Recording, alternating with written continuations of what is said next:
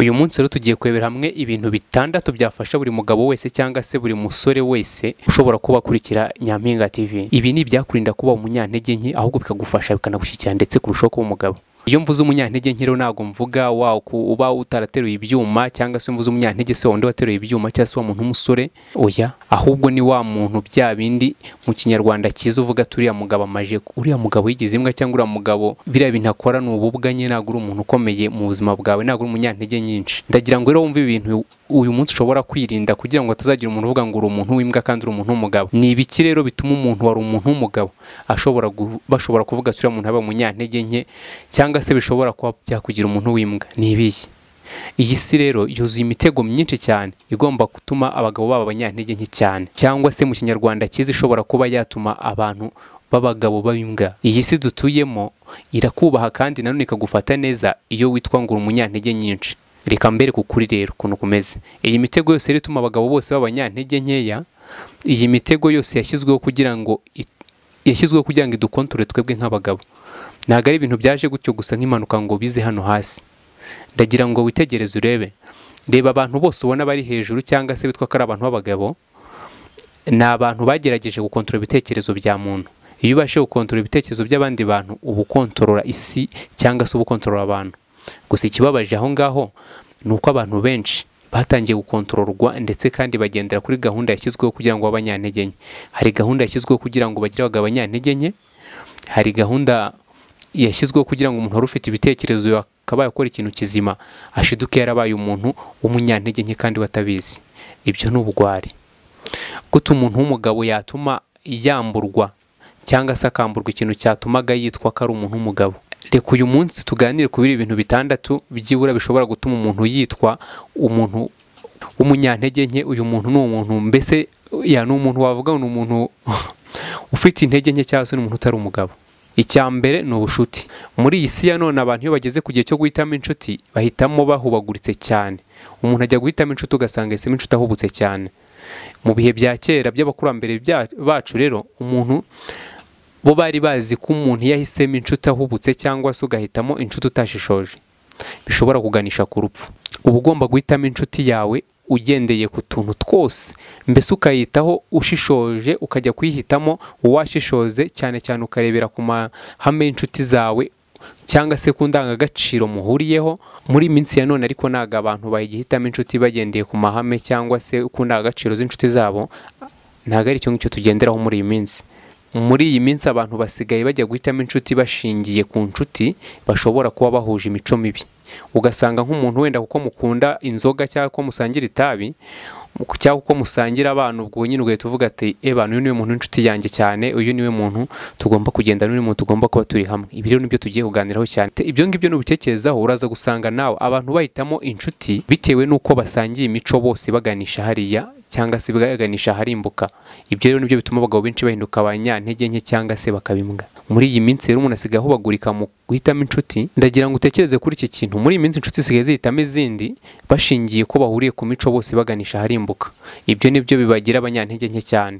Bibagirwa icyubahiro cyabo ahubwo bakumva ko icyuma ari cyo gityaza ikindi. Abasore bo muri iyi minsi rero baguma bari kumwe bahuriye ku mico mibi ndetse kandi bagatungurwa nyuma no kuzabona za nshuti bahisemo bahubutse zirimo zirabagambanira, bagatangira kuvuga ngo dufite inshuti za fake ko bose bameze. Twese tuzi neza yuko akenshi uhinduka bitewe n'uwo mwatindanye. Niba ugendana n'ibigwari 5 bivuze ngo nawe vuba bidatinze uzabura ikigwari cya 6. Niba inshuti zawe zose ari inzoka, nawe ejo bundi bidatinze uzabura inzoka. Niba inshuti zawe ari injajwa, vuba bidatinze nawe uzabura mu njajwa. Ikiruta rero waguma we uri wenyine aho kugira ngo ugire inshuti za fake, ahubwo ukaguma wenyine ukaguma ukomeye.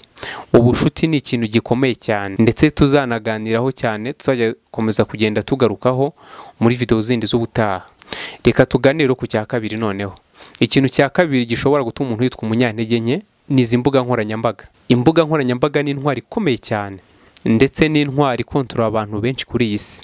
Reba iruhande rwawe, iyo winjiye muri restaurant cyangwa se ukaba wajya muri gym, usanga abantu bose biriwe mu birebera mu matelefone yabo, bakabaye barimo baraterura ibyuma, bakabaye barimo bararya cyangwa se bakaba bakora n'ibindi, ariko bose ugasanga bamaje kuba imbata z'imbuga nkoranyambaga. Ibintu wenda ntimubyumve nabi, imbuga nkoranyambaga ntabwo ari ukuvuga ngo iteka ni mbi. Tuzi ko hari n'abazishakira amafaranga cyangwa se tukanazikoresha mu bundi buryo runaka bushobora kutubyarira inyungu cyangwa umusaruro runaka. Ahubwo ku mbuga nkoranyambaga hariho n'ubumenyi bwinshi cyane ushobora kuba wakoraho bwakubaka cyangwa se bwakugira akamaro. Ni ukuvuga imbuga nkoranyambaga ugomba kwiga kuzikoresha aho kugira ngo zo zigukoreshe. Nukomeza kujya ku mbuga nkoranyambaga wowe ukomeza umanuka ureba abantu, ukomeza umanuka uganira n'inshuti zawe ibintu birimo gutwika hano hanze, ngo wabibonye ku mbuga nkoranyambaga, izi mbuga nkoranyambaga cyane zo zirimo ziragukoresha zo. Nanone iyo ufunguye imbuga nkoranyambaga ugakomeza ureba ama video, buri video yose ugatangira kuyiha umwanya ukayireba, ntabwo imbuga nkoranyambaga icyo gihe ziba ziri kugukoresha gusa, ahubwo ibitekerezo byawe n'ubwonko bwawe bwose, bwa bushobozi buba bufite bwo kwita ku bintu bifite akamaro, burimo kugenda ubirimbura wiyangiza ubwawe, utangira kuganisha ibitekerezo byawe kwita ku bintu bidafite akamaro mu buzima bwawe. Aho ngaho rwose uba waribeshye cyane, waranishutse. Ibi ngibi ndimo kubabwira rega namwe murabizi ko ibi ni ukuri, ariko nanone nta numwe muri mwe ujye ubifata nk'ibintu biri serious. Reka ntuzatume rero uba umucakara w'imbuga nkoranyambaga. Icyo ni icya kabiri. Reka rero noneho turebe icya gatatu. Icya gatatu cyo noneho ni video games. Kuki utekereza yuko abagabo hafi ya bose abenshi aribo bakina ino mikino ya video games? Ugasanga benshi barimo barakina cyangwa se betinga ku makipe cyangwa se ku mirwano runaka. Impamvu abagabo bakunda gukina video games ari benshi cyane buriya kurenza abakobwa cyangwa se kurenza igitsina gore, nuko muri video games baba bashyizemo bya byifuzo byose by'umugabo. Ibyifuzo by'umugabo rero ni uguhatana agatsinda, ni ukwigarura ikintu, ni ukubindwanya irenze kuba uwa mbere. Nibyo byifuzo biba biri mu miterere ya mugabo, ndetse n'icyubahiro, kumva ngo uhagaze ku mwanya wa mbere. Ibyo nibyo byifuzo by'abagabo, ni nayo kamere y'abagabo kuva kera ndetse kugera n'isaha. Kwitwa ko uri umutsinzi, kwitwa ko uruhambaye, kwitwa ko weho uhora utsinda. Ibyo rero video game zo noneho zarabikemuye, zarabyoroheje cyane rwose. Ikibazo ni ahubwo nuko ari bya fake. Impamvu abagabo bakunda izi video games bakunda kuzikina nuko wakina video games yabona arimo gukina nk'ikipe runaka yatsinze, akumva ko ari we watsinze, akumva ko yabaye Lionel Messi cyangwa se akumva ko ari undi mukinnyi runaka. Yabona arimo gukina games arimo gukina atsinda kubita nk'umuntu, akumva ko yabaye rwose indwanya hatari cyane, akumva ko yiswe umutsinzi. Ariko ibyo bintu wowe wumva ko watsinze, ukumva ko rwose wabikoze, ibyo ni ibikugira umuswa cyangwa se kugira umunyantege nke cyane, ukumva ko weho urenze, ariko atari ibyanyabyo, ari ibintu bya fake. Abantu bahimbye zino video games akenshi bakinira ku byifuzo by'umugabo.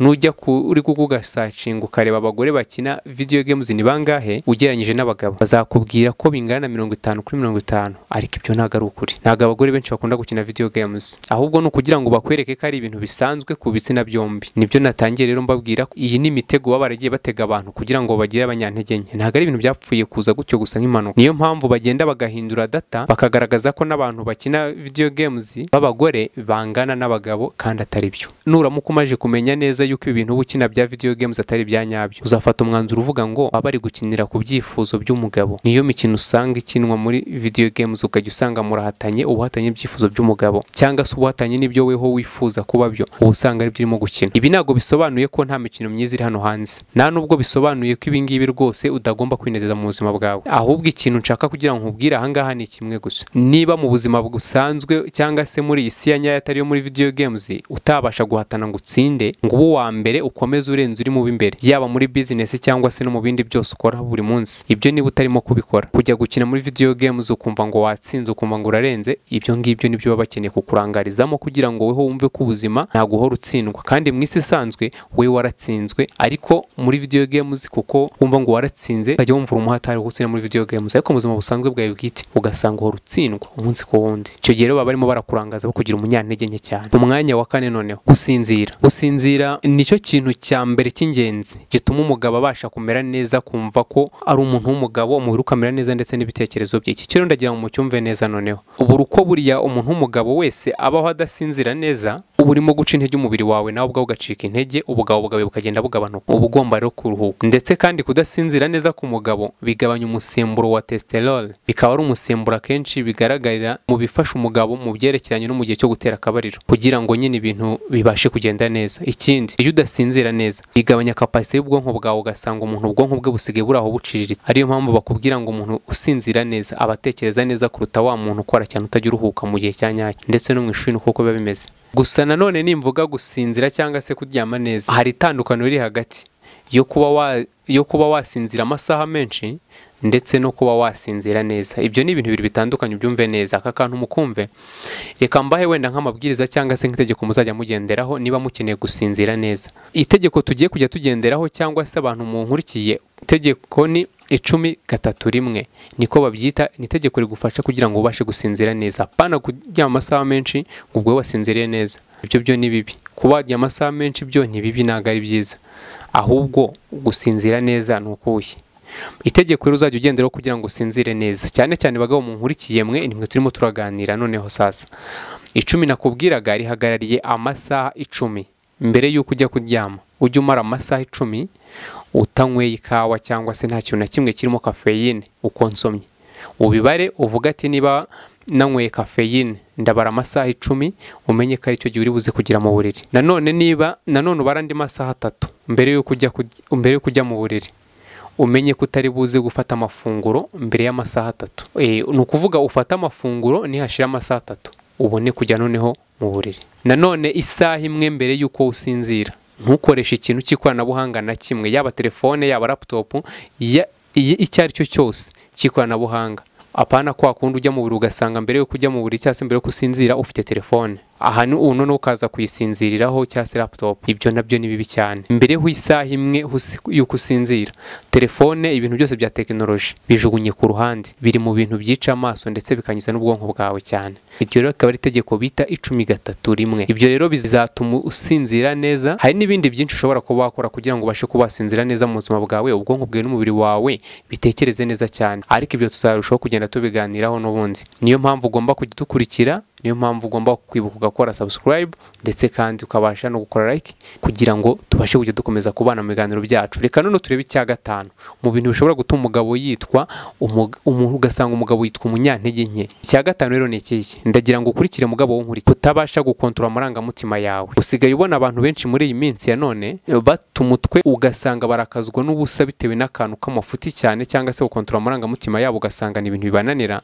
bitewe n'akantu k'amafuti. Ukabona umuntu yasaravuze nabi, ararize, acitse intege mu buzima bwe kubera atabashije gukontrola amarangamutima ye, kandi ari akantu k'amafuti gusa gatoya kamubabaje. Ibyo ngibyo ni uko umunyantege nke cyane. Ahubwo abagabo barenze bigeze babaho kuri iyi si, cyangwa se abagabo b'ibihangange, nabize gukontrola amarangamutima yabo. Ibyo ngibyo ntabwo ari ukuvuga ngo wenda ni wa mugabo utari buze kurira. Hoya, ushobora kurira, cyangwa se nubwo bivuze ngo ni wa mugabo utagira amarangamutima, ahubwo bisobanuye wa mugabo umenya igihe cyo gukontrola amarangamutima ye n'igihe cyo kuyerekanira. Ibyo nibyo bigaragaza umugabo w'umunyabwenge kandi w'umunyengufu. Ibyo ngibyo nabyo ngira ngo wenda tuzajya twenda tubyinjiramo mu bindi biganiro bizajya bigenda bikurikira. Ariko gukontrola amarangamutima yawe ni imwe mu nkingi y'ingenzi igaragaza umugabo nyamugabo. Amarangamutima yawe nta muntu ugomba kunyuzamo ijisho, ugasanga umuntu baramurakaje ahise atukana mu bantu. Icyo gihe uba utangiye kwigaragaza nabi cyane. Ahubwo abagabo benshi rero muri iyi minsi barababwiye ngo bizere ko umugabo nyamugabo nujya mu bantu akarira, ugaragaza ibyiyumviro bye, uko atekereje agahita bigaragaza ako kanya. Ariko ibyo ngibyo numara kubyemera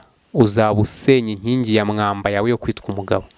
Niba hano hanze basigaye bagushuka ngo umugabo nyamugabo, ntuvuge ukuri uko ahise akubona ako kanya, urira niba bibaye ngombwa, utangiye gusenya zimwe mu nkingi za kugiraga umugabo.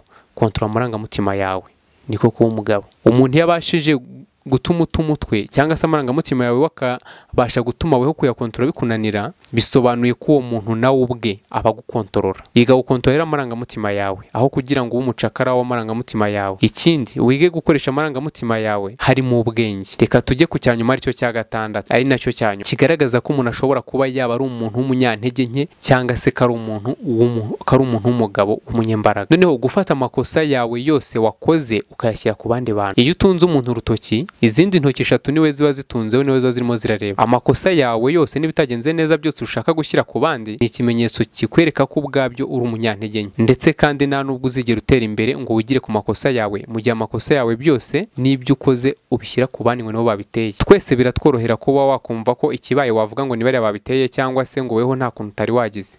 Twese ibyo biratworohera cyane, ariko ibintu bitagenze nk'uko wabishakaga, gusa ujye umenya ko iteka hari amahitamo, hari uburyo weho wasubiza ikibaye ku buzima bwawe. Uba ugomba gufata inshingano z'ibyo watekereje, ukavuga ati ibi ni ibitekerezo byanjye, niba ari bibi niba ari byiza ukabyirengera, ukavuga ati ninjye nabizanye, apana kubishyira ku bandi. Yaba ari ibikorwa ukoze cyangwa se nubwo yaba ubuzima bwawe bwite, hari ibintu biguca ukavuga ati wenda cyangwa se bitewe n'ibyo uri gucamo ukavuga ati ubuzima ubwo bwambanye bubi kubera ababyeyi banjye wenda bambyaye bataranteganyirije. Ubuzima wowe n'ubwawe, wishaka gufata amakosa ngo yashyire ku bandi bantu, yashyire ku babyeyi bawe ngo kuko batawuteganyirije kandi barakubyaye, oya, byose ni ibyawe. Cyangwa se ngo nuko abakozi bahari ibintu batakoze neza, uba ugomba we kuba warabiberetse cyangwa se warabirukanye. Mbese ubuzima nibiba byose ugomba kubishyira kuri wowe ukabyirengera, wishaka kubishyira ku bandi bantu nuko byagucanze. Nubwo bigoye, ariko iyo utangiye kuvuga ngo ubuzima buri mu biganza byanjye ndetse n'ibyo nkora byose birakubaka kandi bikakubakamo ubugabo, bikubakamo icyubahiro, ndetse kandi iyo ubuzima bugize ubwawe biguhatiriza kubangamira icyitwa intege nke zose